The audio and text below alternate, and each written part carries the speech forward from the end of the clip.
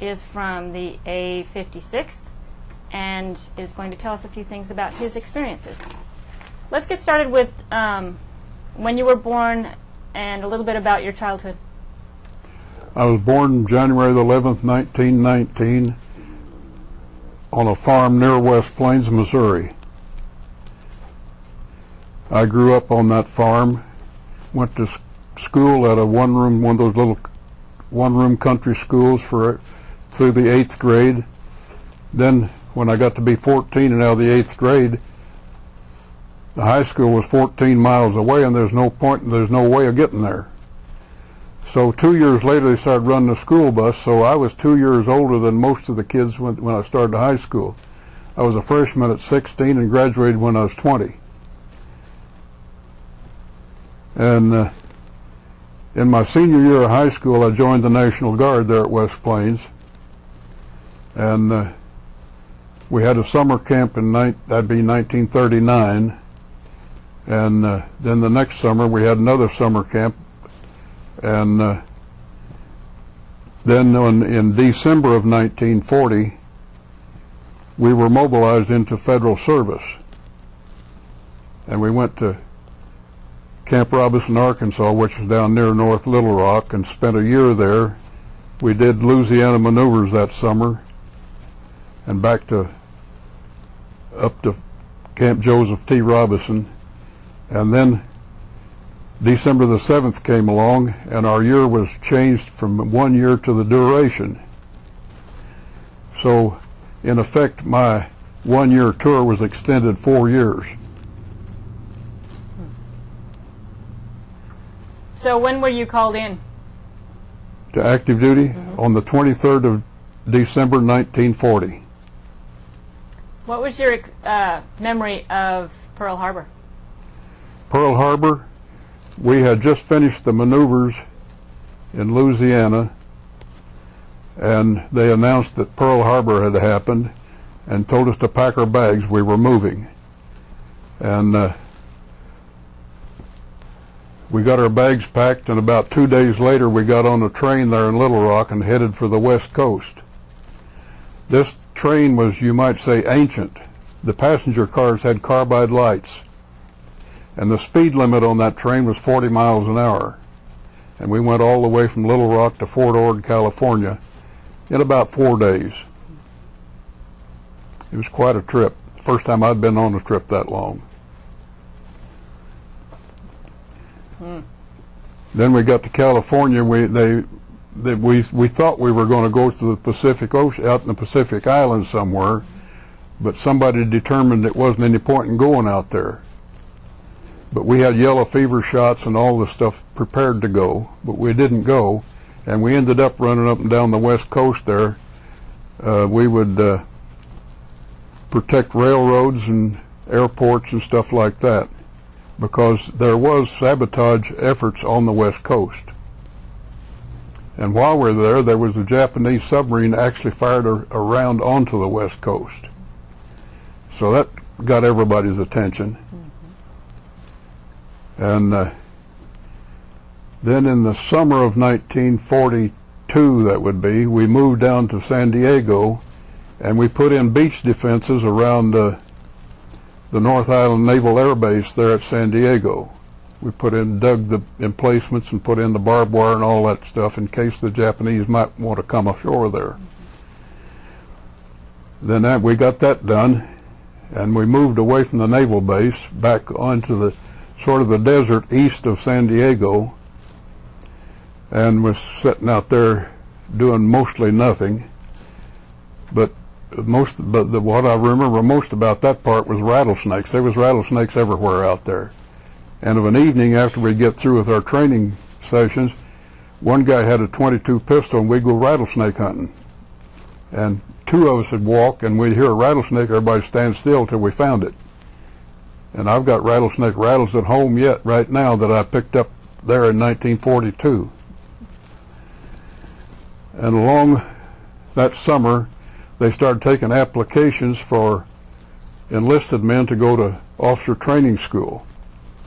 I applied once and was turned down, then I applied again and was accepted. And I was went from San Diego to Fort Benning, Georgia on a train. Well, they went through my hometown with a 10-day delay en route, so I didn't. All I had to do was get off the train and tell my folks I was home, and spend 10 days, and then get back on the train, go on down to Fort Benning, Georgia. That was a 13 weeks course, and then I became a second lieutenant. In those days, they were called 90-day wonders. There I was. Some people called us gentlemen by act of Congress. But anyhow, I got a commission and was shipped up to Fort Campbell, Kentucky, or Camp Campbell, Kentucky at that time, and became a member of the 12th Armored Division. My first assignment was to C Company of the 56th Armored Infantry Regiment, and stayed there for a while, and then I got transferred to G Company of the 56th Armored Infantry Regiment, and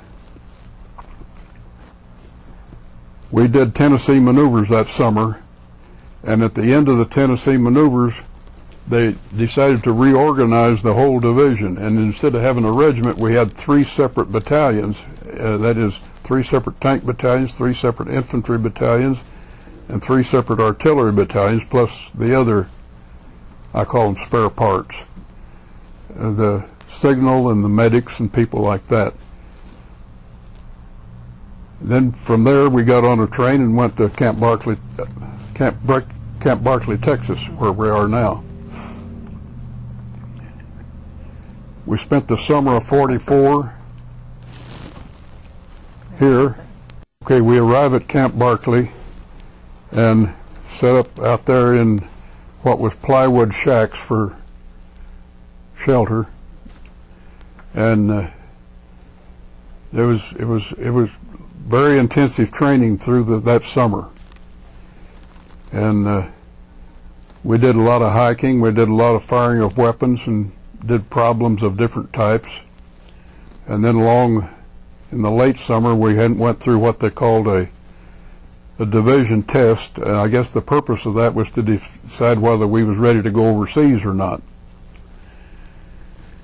That was over, we got on another train and went to New York, and we got to New York at, I think it was Camp Shanks, and sometime in September we got on a ship called the Empress of Australia. It was an old ship with wooden ladders and somewhat ancient. We were told that it was, the British took it over from the Germans at the end of World War I. So you can figure out how old the thing was. The officers' quarters weren't too bad, we were crowded, but the enlisted men it was ridiculous. We were double loaded. Some guys sat out on the deck getting fresh air while somebody else was down below sleeping. And they slept in hammocks, 3 deep. There was one hammock and another hammock and another hammock, 3 of them, one right above the other. And if somebody got sick, everybody was sick. And most of them got sick, including me. But I could puke over the rail. And it was quite a trip. When we landed at Liverpool in England, and then got another train and went down to what they call the Salisbury Plains. And we stayed there probably 3 weeks. And while we were there, when we left here, we took our individual weapons. We didn't take any machine guns or tanks or trucks or anything like that. And we got all new equipment while we were in England. New tanks, new jeeps, new machine guns, new artillery pieces, the whole bit. And then we some people had learned from being in combat ahead of us that we should have extra places to carry baggage. So our maintenance crews welded strap iron together and made sort of baskets to hang on over the backs of most of the vehicles, and then you could put gear of different types, even ammunition if needed, in those baskets. And we also put what we call wire cutters on the front of the Jeeps. the Germans apparently had a bad habit of stretching wire across the road. And if you get one of those under your chin, it's not too nice. Okay, and that got us into France. We landed in France sometime after Thanksgiving. And we convoyed across France to the vicinity of Nancy, France. And then from there we were close enough we could hear artillery. That got exciting. And before that, the general information was that the war was about over, but it wasn't. It wasn't near over. And we saw our first combat in December of 1944. My company, which at that time was A Company of the 56th, which I register with now, sometime about the week before Christmas, we were given the job of taking a hill in a night attack, which is, we had practiced many, many times, but it was scary to think about doing a fighting war in the dark. But we did that thing, and it worked out picture perfect. We walked up that hill just like we did these hills here at Barclay. We got to the top.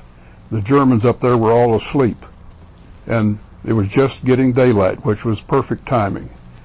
And when they woke up, they all come out with their hands up because we was all around them. And there were several emplacements there, and there'd be 5 or 6 or 10 of them in each one of those emplacements, and we took them all prisoners. And we made our first mistake. We had been told that as soon as you take an area, the Germans would retaliate. And about the time we marched those Germans back down the hill going towards our place, here come the mortars and the artillery. And we lost several people right there. One of the officers, a lieutenant by the name of Dillon, Neville, his first name was Neville, his last name was Dillon, was killed there right in front of me.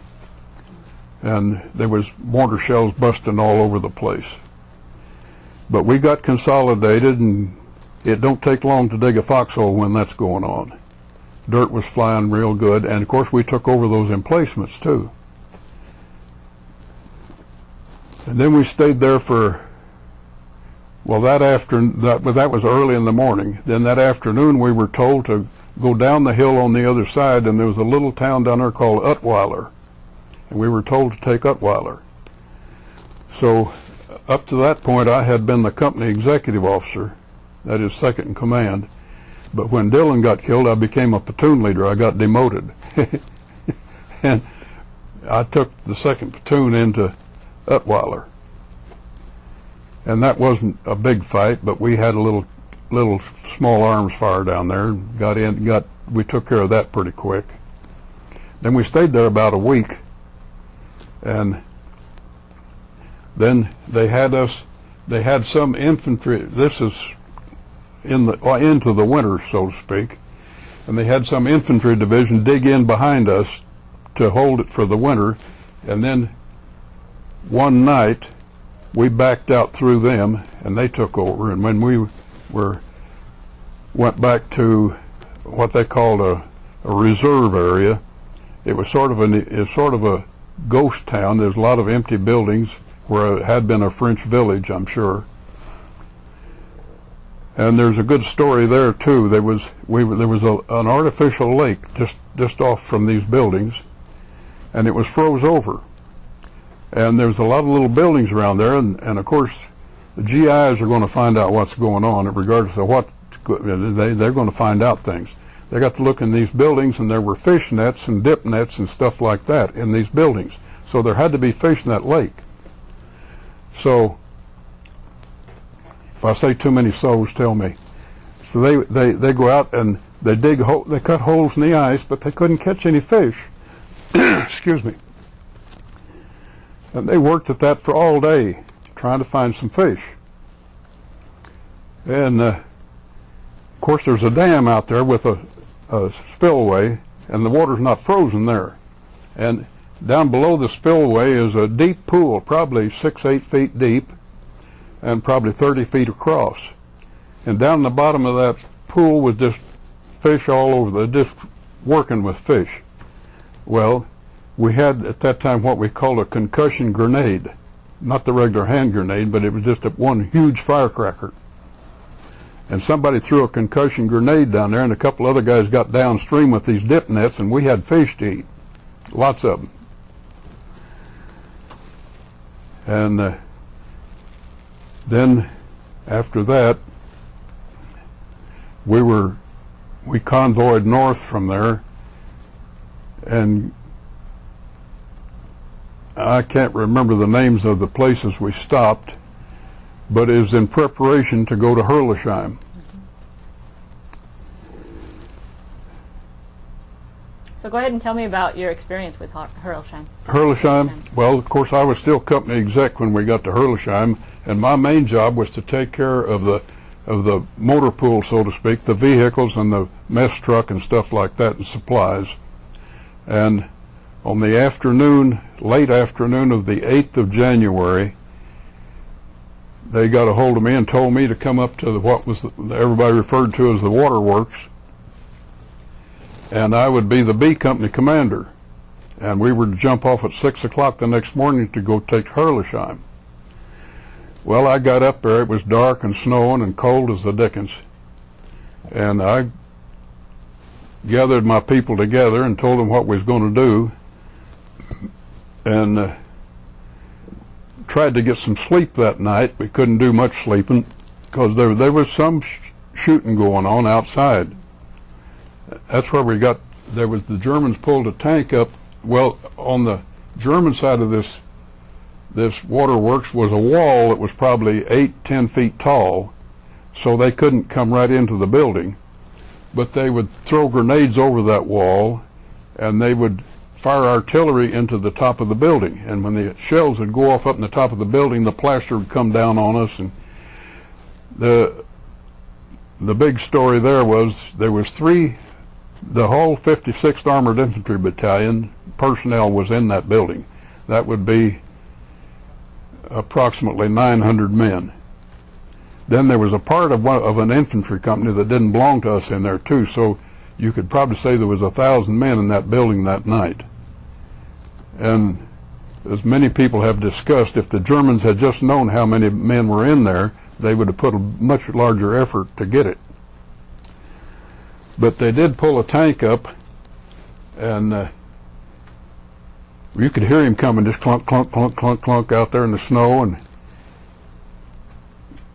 he come up and he stopped and he fired around. Of course, it went over our heads, over that wall.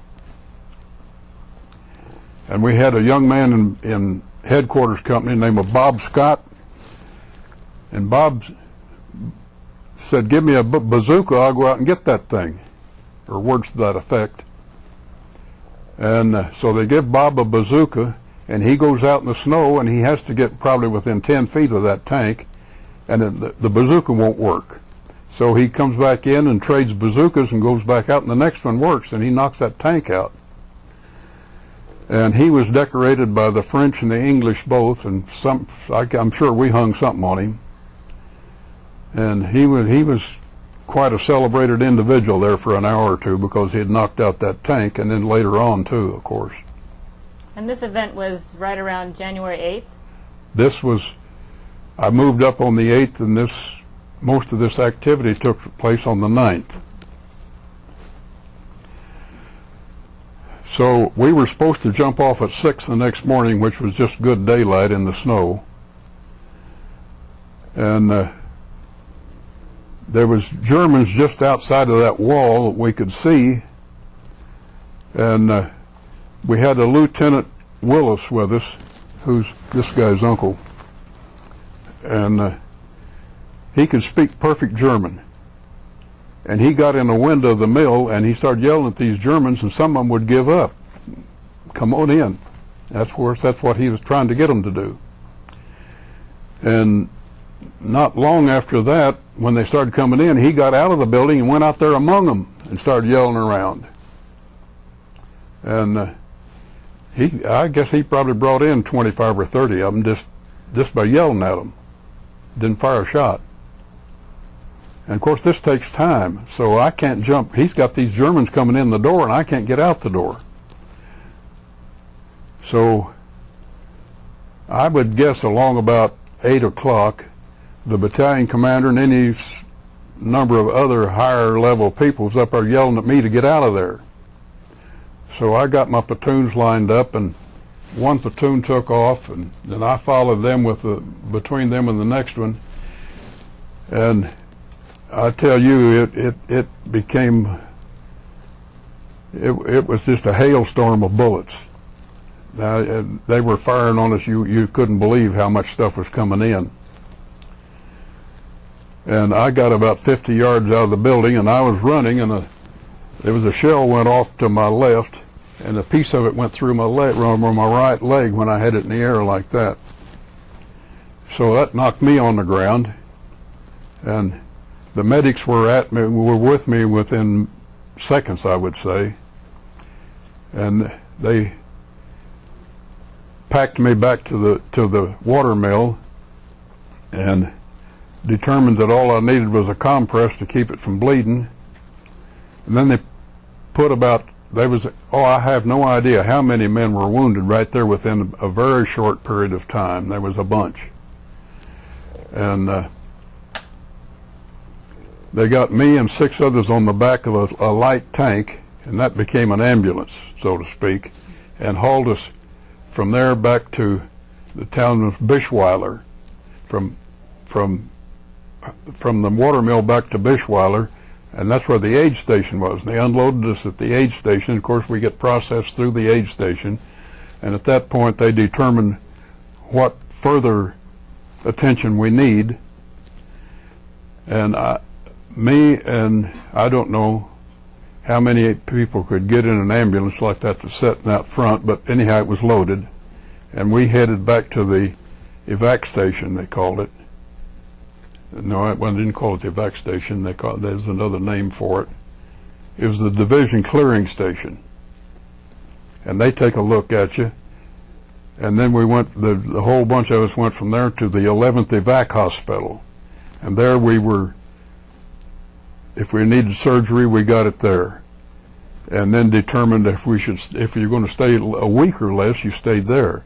But if it's going to take more than a week, well, then you go to the general hospital. So I went from there with several of my own men back to the 100th General Hospital at Bar-le-Duc, France. And while I was there, they sewed me up and took good care of me. And when I became ambulatory, I went down to the ward where they had the enlisted men, and 26 of my men were in that ward that went back there at the same time I did. So I stayed there approximately 2 weeks,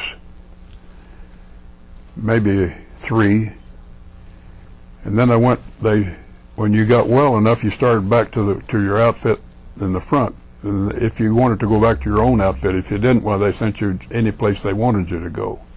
But I wanted to go back to my own outfit because I knew people there. So I went back to the 56th Battalion and got there approximately a month after I got wounded.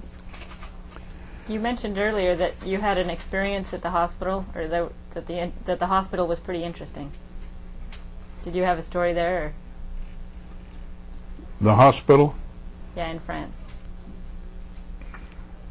The only thing I remember about the hospital that seemed weird to me, this wound on my leg was a hole through my leg. And they decided they need to clean it out, so they opened the whole thing up, and it just opened up, it just looked like a big piece of red meat. And they kept that moist with sterile water for about 3 days before they sewed it up. And that was a little bit weird. But other than that, the hospital was pretty much a normal, what you would expect.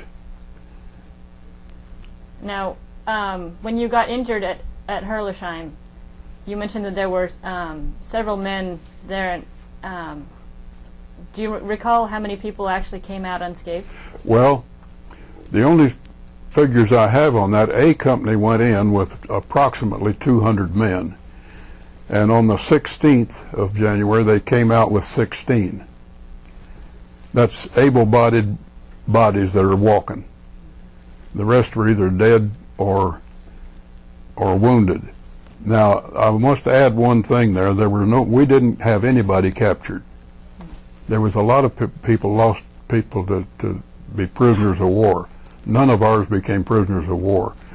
Of course, when it was all over, we had more dead people than anybody else did, but we didn't have any PWs. And I always felt kind of good about that, is we didn't surrender anybody.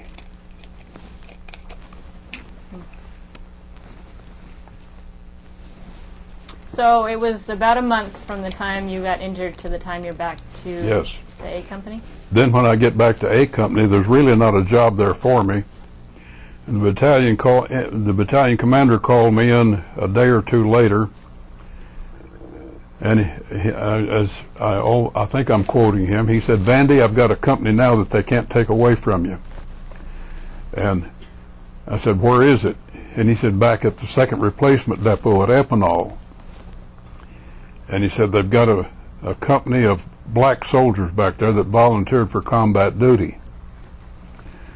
So I got the privilege of picking one lieutenant from my choice of lieutenants from my own battalion to take with me. So I picked Blanchard Lacey, one of our battlefield commissions, a boy that I had been with for almost 2 years. He had been a sergeant all the time until he got the battlefield commission. He was a fine man, a good soldier, originally from Canada. He came out of Nova Scotia. And so they also we had an excess first sergeant in the 56th, so I got a first sergeant, a lieutenant, and a company clerk to take with me. And we went back to Epinal, and when I got there, there were 4 more Caucasian officers and 4 Caucasian sergeants that all had combat experience that came with these black guys.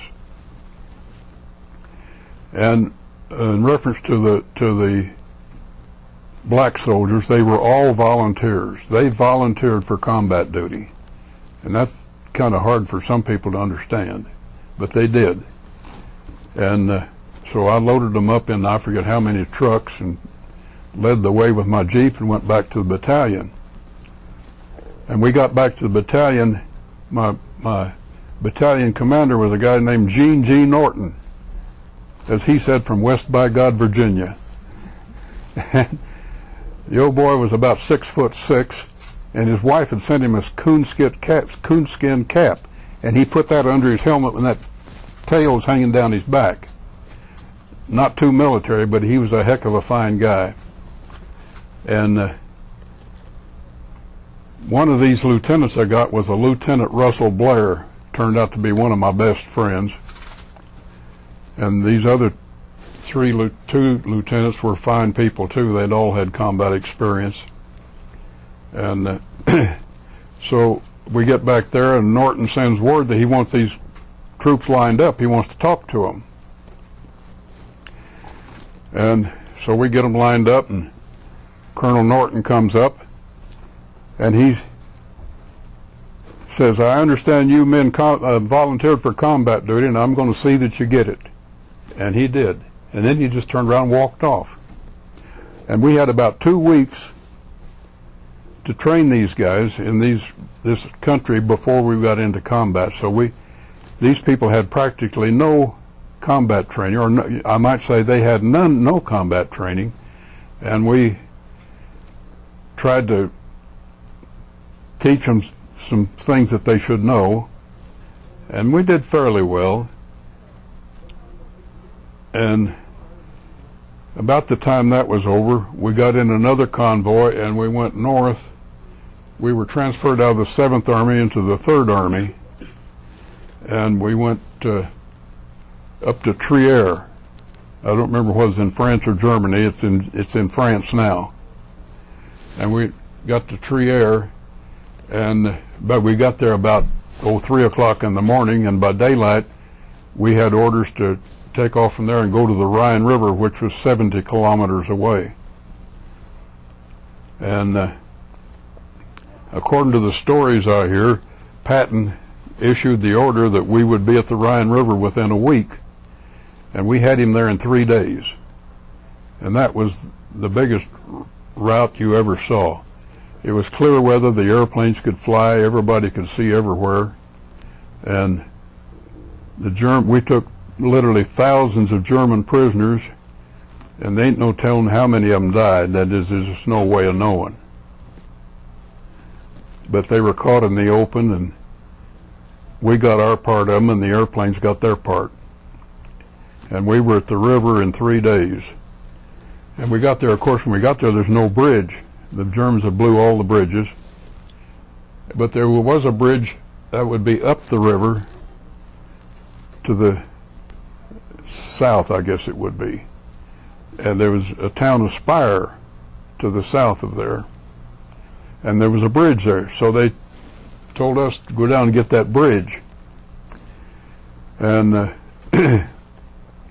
so I forget the exact dates, but we got there on the 24th, I remember that, of March, 44. And so we undoubtedly started the same day. Just as a quick correction, I think it's 1945. Beg pardon? I think it was in 1945. 45, yes. I said 40, I'm sorry, it's 45. Right. And we got to Speyer, and it was a hot spot. There was lots of Germans there. And about the time we got on a hill where we could see the town, where the bridge went up. So we knew we didn't have a bridge, but we were still supposed to get the town. So we took the town. It took all day, but we finally got it.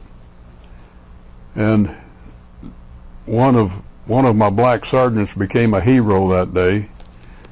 There'd been a book written about him since. And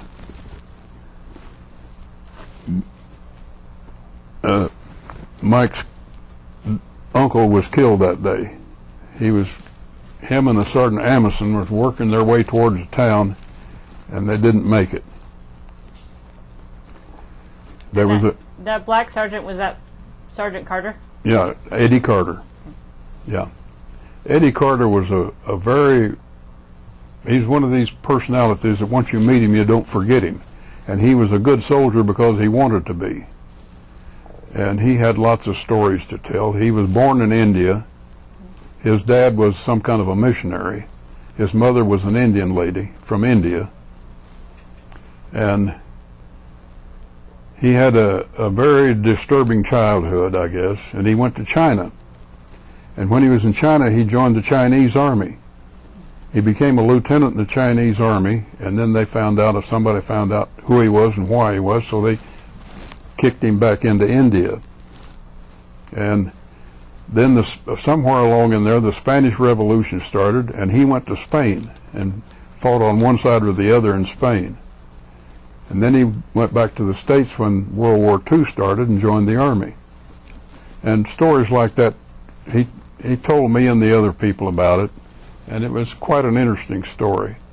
And he did have more courage than Carter's got liver pills. The guy was great. And he carried a Thompson machine gun that he brought with him. Most of the guys didn't have individual weapons when we got them. We had to issue them, but he had a Thompson submachine gun, and he had a knife that he carried on his belt right here in front. Probably a blade about 10, 11 inches long, and then it had a brass knucks for a handle. And that was a very impressive looking piece of equipment. But he went out sort of on his own with 2 or 3 or whatever men. You can read the story in the book. And came back, and when he came back, he had been wounded, and he brought 2 German prisoners back with him. And I can't really relate the story like it's written in the book, so it's better that people are interested get the books. The title of the book is what is it? Honoring Sergeant Carter. And it's written by his daughter-in-law and some professor at one of the California universities. And it's a very interesting book. Of course, I've got a copy. In fact, as I had two, so I put one in the library in my hometown and kept one. But another interesting thing about Sergeant Carter, of course, he was wounded, so we got the medics after him, but he wouldn't leave until he talked to us a while about what was out where he had been. And after he got that over, we got him loaded in an ambulance and shipped him off to get medical care. And he went to the hospital. And apparently he wasn't too bad off, so in just a few days he was up walking around having a good time, felt good, and he came back. And we got a message from the hospital that he was absent without leave. So we sent him a message back not to worry about it, he was with us. Never did hear any more about it.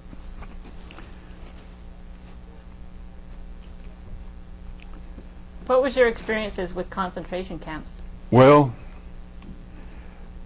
we went through Landsberg as we were going south to the Alps, and there we saw labor camps, and we heard that there was a concentration camp there. It was just out of Landsberg. I didn't see it right then, but my first occupation duty was a day before, I think it was 2 days before the war was over. They sent me and A Company back to Landsberg as sort of occupation duty. And of course, this Dachau camp was just, a short distance out of Landsberg. And some of us went out there just through curiosity just to look at it. And if I'd have known then what I know now, I wouldn't have went. Because of all the stories you've ever heard, they're true. Dead bodies, people that can barely breathe, people that they're so emaciated that the largest part of their arm is their elbow, and the rest of it is just bone and skin. And the same way with the legs, the same way, big knees and no leg here at all. And then their hips, of course, are just where the bones were, and the ribs, you could count every one of them. And these people were literally starved to death. And I've thought about it since, and the amazing thing to me is, and it sort of proves what the Nazi government was up to, that's what that place was built for. It wasn't an old warehouse or anything like that had been changed or remodeled for that. It was built for that purpose. There was a crematory, there was everything else. And along with seeing all that stuff was the stench. It was, you couldn't hardly stand it. It was a smell that you've never smelled before in your life, and you don't want to smell it again. And that was about the end of my part of I went back into Landsberg where we were stationed to take, that is, my job in Landsberg. There was a prison there that was actually a German prison that had criminals in it. There was hardcore criminals, there was political prisoners, there was everything you could think of. And somebody found out about it, and they was afraid that some soldier would come along and throw the doors open like we did on the labor camps. So my job was to make sure that nobody was released from that prison. So I stayed there about 2 weeks, and we just put a man with each one of we disarmed all the guards and put an armed man of mine with each guard, and they pulled the same shift as the Germans did, and just to make sure nobody got away, because there was hardcore criminals in there that nobody wanted, at least not running loose. And then I stayed there, as I think I said, about 2 weeks, and then they decided I should go over to Dillingen, Germany, which is where we got the bridge across the Danube River. Moved over there, and things became fairly routine. We had baseball teams and went swimming in the Danube River and all that kind of stuff. One thought that you mentioned earlier was that when you were still with D Company, you were walking down the road and you found several GIs walking down the road. Do you remember that story? The which? It's a new story. We haven't talked about it. Okay. Several GIs were working on the road, and you were moving with D Company and picked up the GIs because the Germans were coming. Do you remember that? I heard that a few days ago. We'll talk about it. Okay, I'm sorry, I don't recollect that. It's just one of those things that I don't remember. Right. There's lots of things I don't remember. That's 60 years ago. There's this one about after Spire, the executive officer met. He told us after Spire, he was crying. Oh, the officers' meeting Officers meeting after the night after. The Aspire, after the meeting after they called an officers meeting that night, and our battalion executive officer, a guy named Major Livaday, was in charge of the meeting, and he was crying when he got up. He got up off his chair, and the tears running down his cheek, and he said, "Chuck Willis got killed today." It's Mike's uncle. And it was quite a shock, because everybody liked Chuck. Was a great guy. He had a great personality. He seemed to be well educated. He spoke perfect German, which come in real handy. And he was gone, and it is a shock for everybody. And that was in March as well, right? That was the 24th of March at Spire.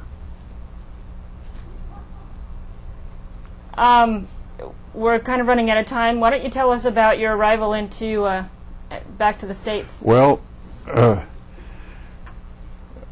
sometime probably in June, me and several other officers were transferred from the 12th Armored Division to the 1st Armored Division, and it seemed kind of obvious that what they call low point people, which included us, were going to fill the 1st Armored Division. And it looked like we were going to go to Japan. That's what it looked like. I don't know whether it's true or not. But then the atomic bomb went off, and people started coming to the States in large groups. And it wasn't probably 2 weeks from the time the atomic bomb went off till I was on a ship headed for the States. And somewhere along the line, we got a message that we were not going to New York, we were going to Boston. And there was a good bit of griping going on the ship because we weren't going to see the Statue of Liberty. And that went on for a day or two. Then we get to Boston in the middle of the night, and we get up the next morning early on the ship, and we're fed breakfast on the ship, and we had to pack our bags. And then when we got off of the ship, there was a train waiting for us not 50 yards away on a track. And each one of these cars had a number, and you were given a number according to where you lived in the United States. And you got on you big chalk marks on the cars, so you got on your car. The train gets loaded, and it leaves the dock area, and it goes through a big freight yard. I have no idea how big that freight yard. There was just looked like a quarter of a mile of nothing but railroad tracks, and there was any number of engines out there. And when we started into that freight yard, our train gives a funny little toot, toot, toot, toot, and then every engine in that yard stopped and pulled their whistle and held it till we cleared the yard. I'm telling you, that'll put the hair up on the back of your neck. And that was our parade. They were glad to see us home, and we were glad to get home. So did you go to college? No. I graduated from high school. That's the best I could do. Going to college was out of the question. Back in the Depression, you just didn't even think about it. I had cousins that lived in Chicago and areas like that. They went to college, but not me. So tell me about your life afterwards, your family. Well, I came home, and the lady that I'd been corresponding with for a long time, I had met her once. We got together and decided to get married. So within 2 weeks after I got home, well, we had a wedding date set. And during that same period of time, I had been given a questionnaire as to whether I wanted to stay in the Army or not. And so I talked to my future wife about it, and she says, well, I asked her if she'd like to travel, and she said, yeah. I said, okay, I'll stay in the Army. She said, okay. So we got married, and I stayed in the Army. And we were shipped down to Camp Robinson, Arkansas, where I originally went. Stayed there about a month or two. I had a training company there.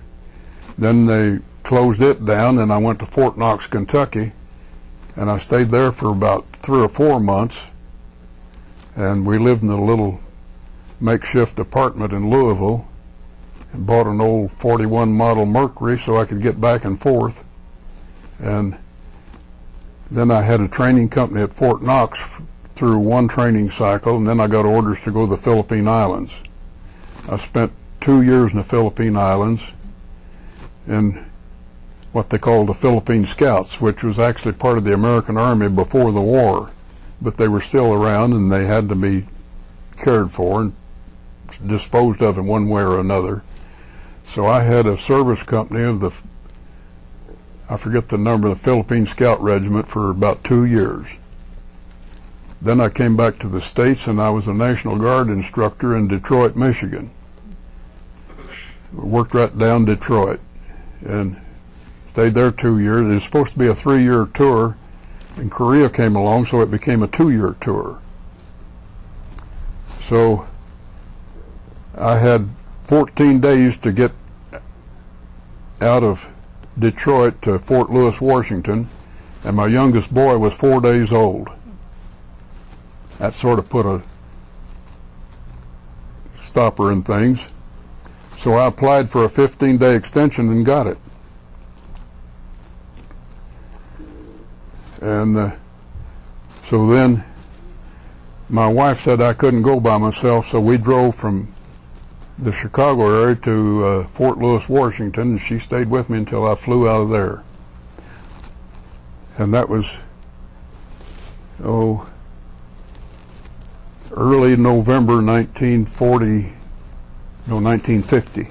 The Korean War had just started good. So I get to Korea and they put me in the Korean Army. And I'm an advisor to a Korean combat battalion for about 6 months. And the Koreans got all the rough territory because they could handle the walking better than the Americans could. So I got to walk with the Koreans. And I tell you, I climbed a lot of mountains. And after about 6 months of that, my boss at the Korean Division headquarters come out, and out in the boonies there, you didn't worry too much about what you looked like, and I grew a big handlebar mustache. And Colonel Pearson come out there one day, and he said, Van, I got a job for you at Division headquarters, but that mustache has got to go. So I said, I'll be there in the morning. So I shaved my mustache off, and then I worked at Division headquarters for another 6 months. I was over there a little over a year. I was over 13 months. And then came back to the States and went to a little camp in Kentucky called Camp Breckenridge. And they closed it down, and I went to Fort Benning, Georgia to the Advanced Officer School. That lasted about 6 months. And then I went back to Fort Knox. And we reactivated the 3rd Armored Division and took it back to Germany. So I got my second tour in Germany then. We spent 3 years there, and my boys were all in grade school at the time. They had a good time. And old Tom over there sang Old Tannenbaum in the Christmas program. He was about 7, 8 years old, I don't remember. And that was a good trip, because when you get time off, you'd head for southern Germany down along the Alps, and there was beautiful country down in there. And one time we took about 2 weeks, and actually we drove down there and stayed about 3 or 4 days, and then we drove across Austria into Italy and went over to Venice, got in a gondola and went all over the place, and then drove back across to the southern side of Switzerland and drove back all the way across Switzerland into Germany. And the boys still remember that. And I remember it too. It was a good trip. Then we got, when that tour was over, I had been promoted to lieutenant colonel. And so I came back to the States with the family and went to Fort Leonard Wood, Missouri. And I had a training battalion there for about a year and a half. And then when I had about 6 months to go before I retired, they insisted I retire at 20 years, because a reserve officer on active duty, when he got 20 years, unless you were a lawyer or a doctor, you retired. So I retired the first day of January 1961. That's what's that, 43 years ago.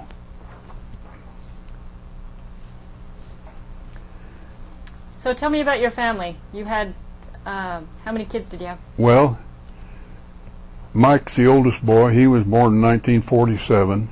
We were married in November 45. He was born in January of 47.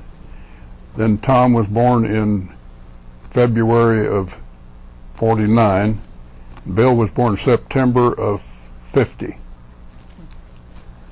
And then after we went back to Germany, our daughter was born in Germany.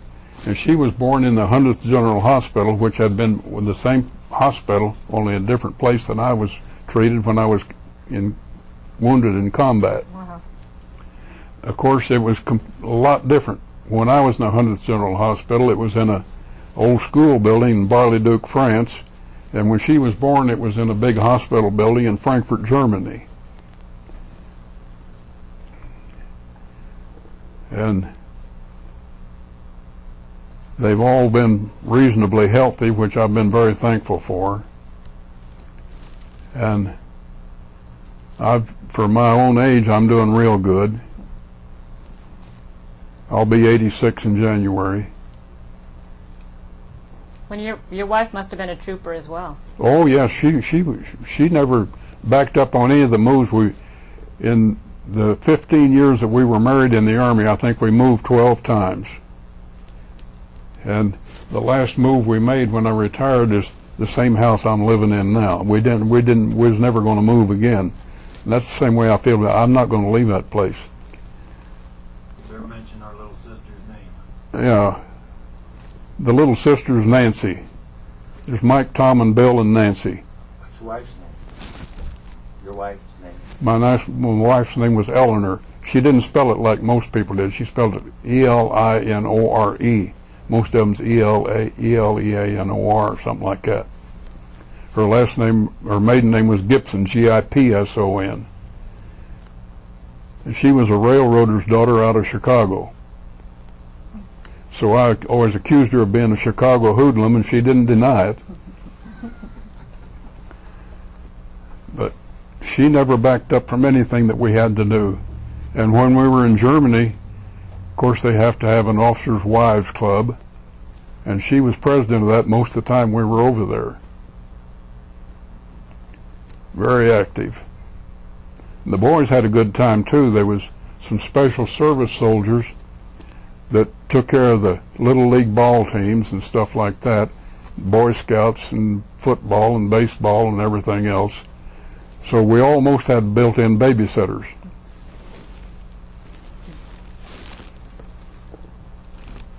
Well, this is a wonderful life you just explained to us. Is there anything else you'd like to add?